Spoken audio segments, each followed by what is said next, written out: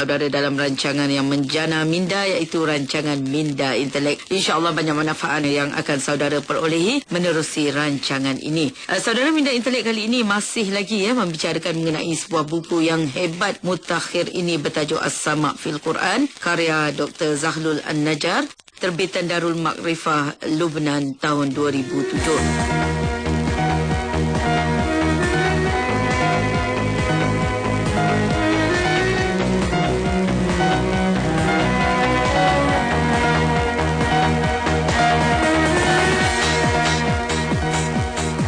Dan untuk itu sekali lagi kita akan bersama-sama dengan tokoh akademik kita yang berbahagia, Profesor Madya Dr. Makrifah Ismail, pensyarah dari Universiti Putra Malaysia. Dan Alhamdulillah, Dr. Makrifah telah pun bersama-sama dengan saya ketika ini. Assalamualaikum, Doktor. Waalaikumsalam. Terima kasih, Doktor, kerana terus setia bersama Radio Malaysia Jakim Salam FM untuk membicarakan buku-buku yang telah Doktor baca. Dan kita masih lagi membicarakan buku yang bertajuk As-Sama' fil Quran. Jadi, Doktor, dalam fasa terakhir kita membicarakan buku ini, Doktor, InsyaAllah kita akan menyambung tajuk minggu lepas, iaitu mengenai gambaran hari kiamat. Jadi, dalam fasa kali ini, kalau boleh Doktor gambarkan peristiwa hari kiamat mengikut surah Al-Waqi'ah. Dipersilakan, Doktor. Okey, terima kasih. Bismillahirrahmanirrahim. Hari kiamat, kalau kita baca surah Al-Waqi'ah, cukup menarik dan cukup mengisahkan kita.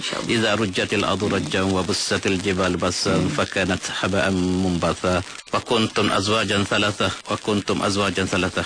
Diceritakan pada hari kiamat, iza rujjatil ardu rajja, apabila bumi ini digegar segagalnya dan bukit bukau dihancur sehancur-hancurnya, dan akhirnya peristiwa yang cukup menakutkan ini membahagikan kita kepada tiga bahagian.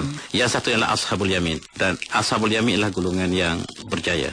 Ashabul Shimal, dan Ashabul Shimal ialah golongan yang sebaliknya, dan ada Al-Muqarrabun, yang golongan yang didekatkan pada Allah SWT. Dan ada tiga golongan yang apabila kita, itu adalah apa yang kita imani. Dan di dalam surah Al-Waqi'ah ini dijelaskan bagi para pendengar. So kita boleh lihat balik, buka balik surah Al-Waqi'ah, dan kita dapat nikmati, kita boleh baca dan kita boleh hayati kalau kita fahami ayat Quran lagi baik, sehingga kita dapat melihat suasana hari kiamat yang cukup menggerunkan berlaku. Dan kita dapati bahawa ketika itu kita terbahagi pada tiga. Dan apabila kita ingin melihat peristiwa hari kiamat ini, kalau kita nak bandingkan dengan apa yang dikaji oleh saintis, dan dia juga adalah mempunyai satu penemuan yang hampir sama. Maksudnya apa yang dinyatakan di dalam wahyu ilahi dan apa yang dikaji oleh orang yang tidak mempercayai tentang hari kiamat, mereka juga mendapati bahawa alam semesta juga akan berlaku perkara yang sama. Dan mungkin kita telah baca ayat Quran dalam pertemuan yang lalu bahawa yauma natwis samaa'a katayyi sijillil kutub, maka pada hari kami gulungkan langit sebagaimana kami gulungkan kertas.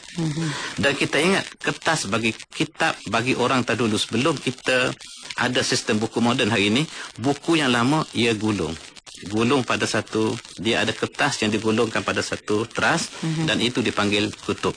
Tapi sekarang dalam bentuk persegi ini baru saja, ini adalah hanya dalam kurun yang ke-19 barulah kita ada buku seperti ini. Tetapi digambarkan dalam Al-Quran tadi bahawa langit ini akan digulungkan.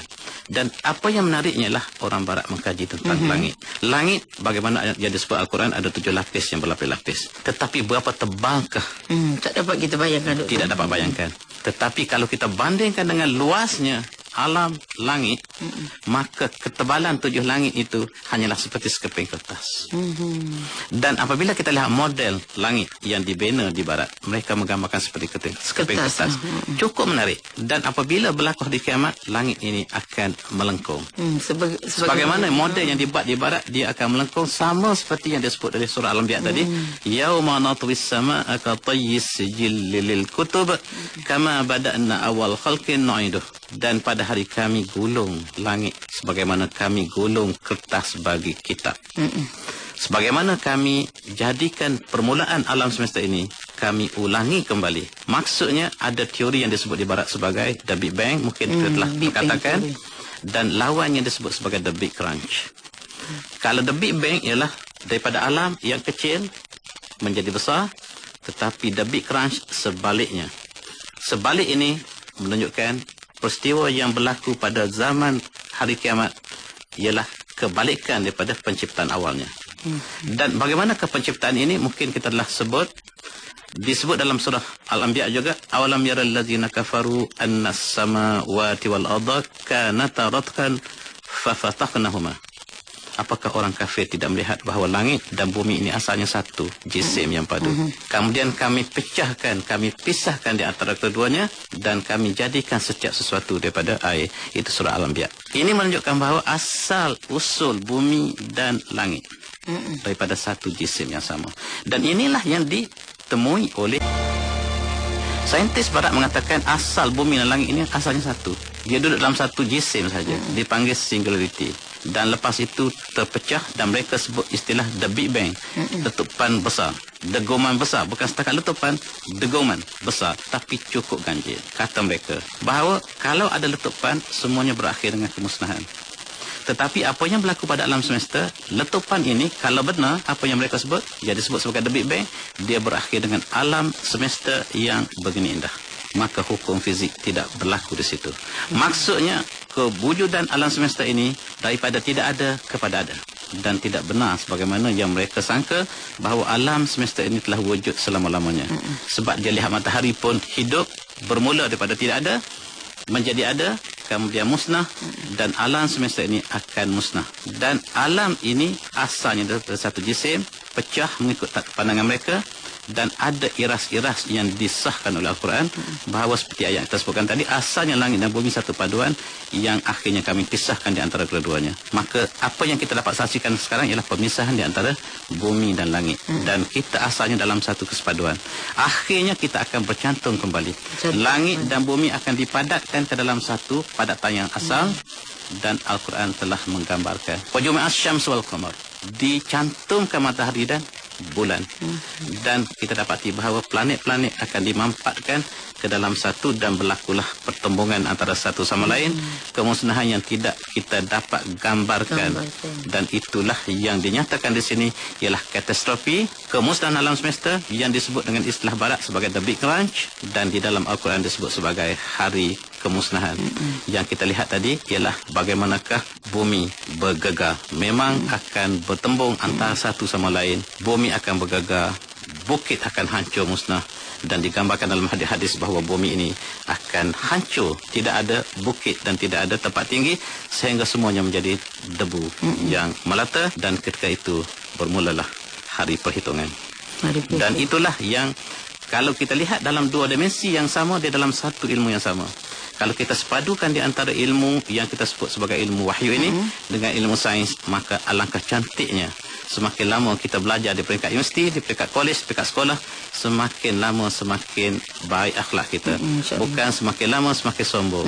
Sebab sekarang semakin tinggi ilmu kita, kita semakin mendabik dada. Tetapi kalau kita lihat dalam wajah ini, semakin berilmu kita, kita semakin tunduk. Dan kita lihat seluruh alam semesta tunduk kepada satu perintah dan tunduk kepada kehendak ilahi. Manusia yang berada di atas bumi. Bumi sangat kecil di alam terapung-apung.